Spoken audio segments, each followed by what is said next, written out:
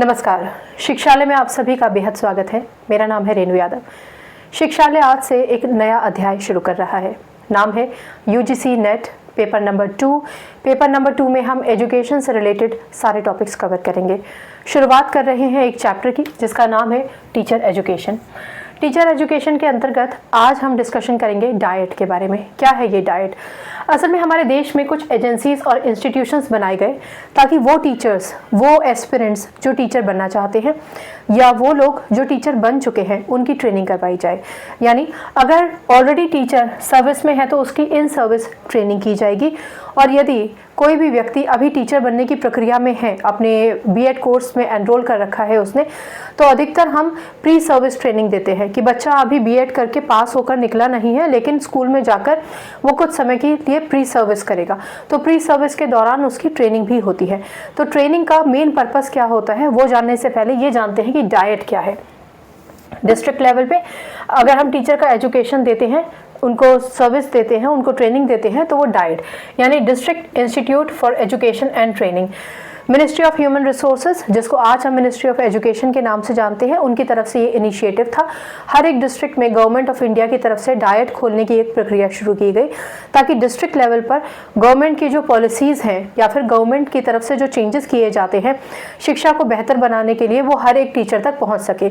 जो teacher training में है वो भी, और जो टीचर अभी तक स्कूल्स में जाके सर्विस नहीं करना शुरू किया है उनके लिए भी एक ट्रेनिंग की सर्विस दी जा सके। Establish by government of India, helps in coordinating and implementing government policies at district level. District हमारा ये मान के चलिए कि सबसे प्रथम इकाई है जहां से हम एजुकेशन सिस्टम को विस्तार देना शुरू करते हैं। उसके बाद हम अलग अलग पड़ावों पर आगे बढ़ते जाते हैं। जैसे कि आप स्कूल्स में सबसे पहले स्कूल में कंपटीशन कराते हैं, फिर आप इंटर स्कूल्स कंपटीशन कराते हैं, फिर डिस्ट्रिक्ट लेवल पे कराते हैं, फिर आप स्टेट लेवल पे और नेशनल लेवल पर जाते हैं। तो ऐसे ही अलग अलग डिस्ट्रिक्ट्स में अगर हम सारे स्कूल्स को, जितने भी डिस्ट्रिक्ट्स में स्कूल हैं, उन सारे टीचर्स को अगर हम ट्रेन कर दें, उनको ट्रेनिंग दे दें, उनको अपग्रेड कर दें, उनका अपस्किल कर दें, ठीक है ना, तो इसका मतलब ये हुआ कि हर वो नई पॉलिसी, हर वो नया मेथड, हर वो नई टेक्नोलॉजी जो इस समय नया है, बिल्कुल नया है, जो टीचर को मालूम नहीं है, उसकी ट्रेनिंग नहीं है, टीचर उस ट्रेनिंग के माध्यम से अपने आप को सशक्त कर सके, ये था इसका मेन उद्देश्य। In service training to keep the teachers at par with changes in the professional environment. हमारा प्रोफेशनल एनवायरनमेंट हमेशा बदलता है। आप याद कीजिए कि जब हम और आप, अगर आप मेरी ही उम्र के हैं तो आप समझिए कि जब हम और आप स्टूडेंट्स थे तब हम कैसे पढ़ते थे, हमारे टीचर्स कैसे पढ़ते थे, आते थे, लेक्चर देते थे और चले जाते थे। हद से हद हमने ज़्यादा से ज़्यादा अगर कुछ देख लिया होगा तो केमिस्ट्री फिजिक्स लैब देख ली होगी, बायोलॉजी लैब देख ली होगी, या फिर हमने शायद एक पॉलिटिकल और फिजिकल मैप ऑफ इंडिया देख लिया होगा। उससे ऊपर जाकर मुझे नहीं लगता कि कोई विस्तार था। फिर धीरे धीरे धीरे धीरे ओवरहेड प्रोजेक्टर्स आने लग गए, धीरे धीरे मैथमेटिक्स लैब डेवलप होने लग गई, बहुत सारे डेवलपमेंट होने लगे, फिर स्मार्ट क्लासेस आने लगे और नई नई टेक्नोलॉजीज आने लग गई। हर एक क्लास में इंस्टॉल होने लगे स्मार्ट क्लासेस। शुरुआत में सिर्फ एक हॉल में लगा दिया जाता था और वहाँ पे बारी बारी बच्चे जाते थे। तो अगर स्मार्ट क्लास आ गया तो वो टीचर जिसने कभी स्मार्ट क्लास तो छोड़िए कंप्यूटर को छुआ भी नहीं था, उनको ये भी नहीं पता था कि एक्सेल पे बच्चों का रिकॉर्ड कैसे मेंटेन करना है या बच्चों की रिपोर्ट को वर्ड में कैसे बनाना है, क्या वो टीचर इन सभी नए चेंजेस को ग्रैस्प कर पाएंगे? और आप सभी को पता है कि एक बार अगर टीचर सर्विस करने लगती है तो घर जाकर अतिरिक्त समय या अतिरिक्त पैसा देकर मुझे नहीं लगता कि वो सक्षम भी होंगी कि वो जाकर किसी भी ट्रेनिंग को कर सके, ठीक है ना। सक्षम होंगी या होंगे, एक ही बात आप समझिए, मैं सब टीचर्स के लिए बात कर रही हूँ। तो गवर्नमेंट ऑफ इंडिया का डाइट के जरिए ये इनिशिएटिव था कि जो भी टीचर्स इन सर्विस हैं उन सब टीचर्स को ट्रेनिंग दी जाए ताकि जो भी बदलाव या फिर जो भी प्रोफेशनल डेवलपमेंट या ग्रोथ होनी चाहिए टीचर्स में वो हो। इसके अलावा इन सर्विस टीचर्स की education develop skills and attitudes. आपने देखा होगा एक बार जब हम टीचिंग प्रोफेशन में आ जाते हैं तो मेजॉरिटी लोग अपने आप को अपस्किल नहीं करते हैं, अपस्किल तो छोड़िए अपग्रेड भी नहीं करते हैं। बहुत सारी चीज़ें नई जुड़ जाती हैं, बहुत सारी चीज़ें अलग हट जाती हैं, कुछ नई टेक्नोलॉजीज़ आती हैं, पाठ्यक्रम में उनको जोड़ दिया जाता है, नए नए टेक्निक्स, नए नए स्किल्स हम बच्चों में भी डेवलप करते हैं, पेडागॉजी बदल जाती है, क्यूरिकुलम रिवाइज हो जाता है। क्यूरिकुलम रिवाइज होने का मतलब है शायद कुछ नए लेसन्स जोड़ दिए गए हैं, शायद कुछ चीज़ों को इतना अपग्रेड कर दिया गया है जो हमने पहले कभी पढ़ाया नहीं, हम अभ्यस्त नहीं हैं, तो हमें उन सब चीज़ों को पढ़ना पड़ेगा ना, उन सब चीज़ों के साथ कंफर्टेबल होना पड़ेगा, ज्ञान अर्जित करना पड़ेगा, यानी अपने आप को भी हमें एजुकेट करना पड़ेगा एक बार और उस पर्टिकुलर लेवल के पार तक पहुंचने के लिए। इसलिए भी इन सर्विसेज को किया जाता है, इन ट्रेनिंग्स को दिया जाता है।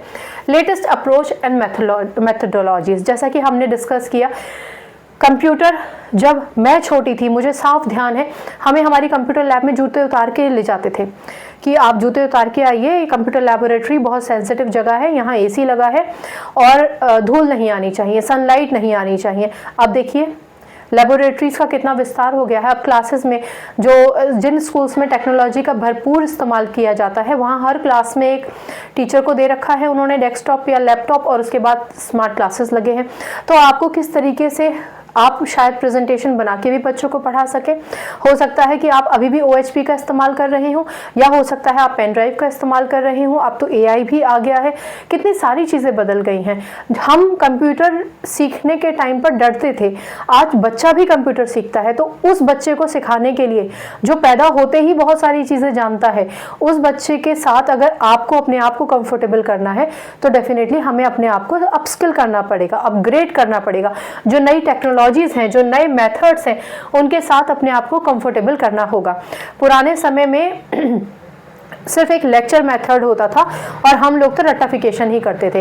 अब बच्चे को कोई भी कॉन्सेप्ट समझ में आए उसके लिए अलग अलग मेथड्स डेवलप कर दिए गए हैं, अलग अलग लर्निंग प्रोसेसेस बना दिए गए हैं। इसलिए टीचर्स ट्रेनिंग प्रोग्राम TTP ये अंडरटेक करना हम सबके लिए बहुत ज़्यादा ज़रूरी हो जाता है। Action research and experimentation. Action research और एक्सपेरिमेंटेशन का क्या मतलब होता है? वही कि नई नई टेक्नोलॉजीज आप इंट्रोड्यूस कीजिए, क्लासेस में जाइए, एक्सपेरिमेंटल वे में उनको पढ़ाना आप शुरू कीजिए। देखिए कि क्या जो एक्सपेरिमेंट आपने बच्चों के साथ किया, यानी एक नया मेथड, एक नया वे, एक नया टेक्निक अगर आप लेकर आए हैं और बच्चा यदि उससे ज़्यादा अच्छे से समझ रहा है, तो इसका मतलब ये हुआ कि ये एक्सपेरिमेंटेशन आपको बहुत ही बढ़िया है। एक्शन रिसर्च में आप अलग अलग सेमिनार्स और अलग अलग नए नए लोगों से डिबेट और नए नए लोगों के कांटेक्ट में आकर भी अपने पूरे मेथोडोलॉजीज को रिवाइज कर सकते हैं। नए नए तरीके से नए नए स्किल्स आप डेवलप अपने अंदर कर सकते हो और फिर उनका यूटिलाइजेशन टीचिंग में कर सकते हैं। ठीक है ना? तो क्लासरूम प्रैक्टिसेस को अगर आप नए टेक्निक से, नए लर्निंग मेथड से अगर आप और बेहतर करना चाहते हैं तो वो इसके अंदर आ जाता है। ठीक है ना? अब ये तो हमारा एक डाइट का सिंपल सा एक इंट्रोडक्शन हो गया, ठीक, कि रीट्रेनिंग, री-स्किलिंग, अपग्रेडिंग ये सब करना है, अपग्रेडिंग ऑफ नॉलेज करना है। अल्टीमेटली डाइट के अगर फंक्शंस पूछे जाएं तो हालांकि ये सब लगभग ये और ये बराबर ही होंगे, लेकिन फंक्शंस जो ये हूबहू जो किताब में लिख रखा है मैंने वैसा का वैसा ही लिखा है। ये सब कुछ बहुत ज़रूरी है। आपको सबसे ज़्यादा तो इसका नाम पता होना चाहिए। गवर्नमेंट ऑफ इंडिया लेकर आई थी, मिनिस्ट्री ऑफ ह्यूमन रिसोर्सेज थे उस समय, अब हम उसको मिनिस्ट्री ऑफ एजुकेशन कहते हैं। और अगर मैं गलत नहीं हूँ तो 1988 में सबसे पहले तमिलनाडु में ये डाइट का एक्सपेरिमेंटेशन शुरू हुआ था 1988 में। चलिए, to conduct effective training in pre service and in service training including the latest development of teaching and learning process. नए नए जो टेक्निक्स आए हैं टीचिंग लर्निंग प्रोसेस के, उसको टीचर ग्रेस्प कर सके, फिर वो बच्चे तक उसको भेज सके। इसलिए टीचर्स की ट्रेनिंग प्री सर्विस भी और इन सर्विस भी बहुत ज़्यादा ज़रूरी है। To enable teachers to be aware, to enable the teachers to be aware of the development. वही नई नई टेक्निक्स आ रही हैं तो टीचर को पता तो चले कि क्या नई नई टेक्निक्स है। जब नया कंप्यूटर आया तो सारे बैंक के एम्प्लॉयज़ को ट्रेनिंग दी जाती है ताकि अब आप कंप्यूटर के साथ कंफर्टेबल हो जाइए। लेकिन बहुत सारे ऐसे इंस्टीट्यूट्स हैं, खासतौर से प्राइवेट इंस्टीट्यूट्स, जहां टीचर्स को ट्रेनिंग नहीं दी गई, जहां पर पहले ये एनवायरनमेंट, देखिए पहले ये एनवायरनमेंट नहीं था कि इंटीग्रेटेड आप पढ़ाई करवाएंगे, अब इंटीग्रेटेड पढ़ाई है। वो बच्चे जिनको मैं पर्सनली डिसेबल्ड वर्ड इस्तेमाल नहीं करना चाहती हूँ, लेकिन किताबों में ये शब्द इस्तेमाल किया गया है, इसलिए जो डिसेबल्ड बच्चा है, ये जो स्पेशल चाइल्ड है, मुझे स्पेशल चाइल्ड कहना चाहिए, उस स्पेशल चाइल्ड के साथ नॉर्मली एक क्लास चलाना टीचर्स ही कंफर्टेबल नहीं होते थे। लेकिन अब आपको खुद को ट्रेन करना है, हर एक बच्चे को इक्वली आपको ट्रीट करना है, हर एक बच्चे को आपको स्पेशल ट्रीट करना है, हर एक बच्चे की साइकोलॉजी आपको समझनी है, हर बच्चे के अंदर आपको क्रिएटिविटी डेवलप करनी है, हर बच्चे को आपको बाहर के माहौल के साथ एकदम कंफर्टेबल, कंपैटिबल बनाने के लिए तैयार करना है। अब आप एक फैसिलिटेटर हैं, आपको बच्चे को हर तरीके से अपग्रेड करना है। वो आप कब कर पाएंगे? जब आप नए नए टेक्निक्स सीखेंगे। यहाँ टेक्निक्स का मतलब सिर्फ मशीनरी टेक्निक नहीं है, टेक्निक का मतलब है हर वो टीचिंग एड जो अब अवेलेबल है उसका आपको इस्तेमाल करना है, हर वो एक नया तरीका, एक नई pedagogy, teacher student approach, student centric पढ़ाई है तो स्टूडेंट सेंट्रिक का क्या मतलब हुआ, आपको बच्चे पे फोकस करना है, एवरी चाइल्ड इज इम्पॉर्टेंट। ये सब आप कब सीखेंगे? ये सब आप सीखेंगे इस सर्विस से, क्योंकि जब आप इस ट्रेनिंग से, क्योंकि जब आपको ट्रेनिंग दी जाती है तो एक ये रूढ़िवादिता और ये जो परंपरागत तरीके से हम पढ़ाते आ रहे थे बच्चों को वो समाप्त होती है। ये जो समाप्ति है ना, एक लकीर हमने खींच दी, उसी को फॉलो करते आ रहे हैं दशकों से टीचर्स। इस लकीर को अगर हमें समाप्त करना है, बिल्कुल जड़ से हटाना है, तो उसका एक ही तरीका होता है ट्रेनिंग। क्योंकि अब आपको अथॉरिटी ने बता दिया है कि नहीं, अब आप जाके सिर्फ लेक्चर लेकर नहीं आ सकते, you have to reach each and every child. पूरी तरीके से आपको बच्चे की सारी काबिलियत को बाहर निकाल कर लेकर आना है। तो नए टेक्निक्स और नई स्ट्रैटेजीज जो एजुकेशन में जो भी नए नए स्ट्रैटेजीज लेकर आई हैं बच्चे को ग्रूम करने के लिए, डेवलप करने के लिए, मेंटली, फिजिकली, इमोशनली, वो सारी स्ट्रैटेजीज अब आपको भी अपनानी पड़ेंगी। तो ये सब तो सिर्फ ट्रेनिंग से ही पॉसिबल है। फिर to give support to schools and teachers for, अच्छा ये सबसे ज़्यादा ज़रूरी है, जैसा कि मैंने कहा, और ये बहुत दुखद है इस लेक्चर से अलग हटके। अगर कोई एजुकेशन डिपार्टमेंट के व्यक्ति इस मेरे लेक्चर को सुन रहे हैं तो आपसे बहुत बड़ी विनती है कि प्राइवेट स्कूल्स के टीचर्स अगर अपने टीचर्स को ट्रेनिंग पे भेजते हैं तो अभी भी टीचर्स का ही पैसा लगता है, ठीक है, नहीं लगना चाहिए। टीचर इतना कमा भी नहीं रही है प्राइवेट स्कूल्स में तो कि वो फिर 2-3 हज़ार रुपए देके कोर्सेज करे, खासतौर से CBSE के। अब इससे अलग हट के लेक्चर पर आ जाते हैं। यहाँ पे क्या है कि गवर्नमेंट ऑफ इंडिया आपको ट्रेनिंग दे रही है ना, तो टीचर्स को अपने जेब से पैसा नहीं खर्चा करना होता है, टीचर को सिर्फ ट्रेनिंग में जाना होता है और अपने आप को अपस्किल करने के लिए तैयार रखना होता है। तो यहाँ पे डाइट का मेन मकसद ये भी था कि जो स्कूल्स हैं और जो टीचर्स हैं उनको सपोर्ट करें, क्योंकि अगर डाइट खुद से टीचर्स की और स्कूल टीचर्स की ट्रेनिंग कर रहा है, यहाँ एक छोटी सी बात समझिए, सिर्फ टीचर्स की नहीं, हेडमास्टर्स की, हेड ऑफ द स्कूल्स की, सबकी ट्रेनिंग होती है, ठीक है ना। तो अगर सबकी ट्रेनिंग हो जाएगी, टीचर्स अपस्किल हो जाएंगे, HOD अपस्किल हो जाएगा, HOS अपस्किल हो जाएगा और आपके जो HMs होते हैं वो अपस्किल हो जाएंगे, तो डेफिनेटली आपका जो क्वालिटी है प्राइमरी एजुकेशन की, खास तौर से डाइट बात करता है, वो अपने आप से ही, एलिमेंट्री एजुकेशन वो अपने आप से ही बिल्कुल दुरुस्त हो जाएगी, ठीक है ना। चलिए, to organize seminars, debates on different areas related to school education, such as integrated education for the disabled, national curriculum framework जिसको हम NCF कहते हैं, research seminars।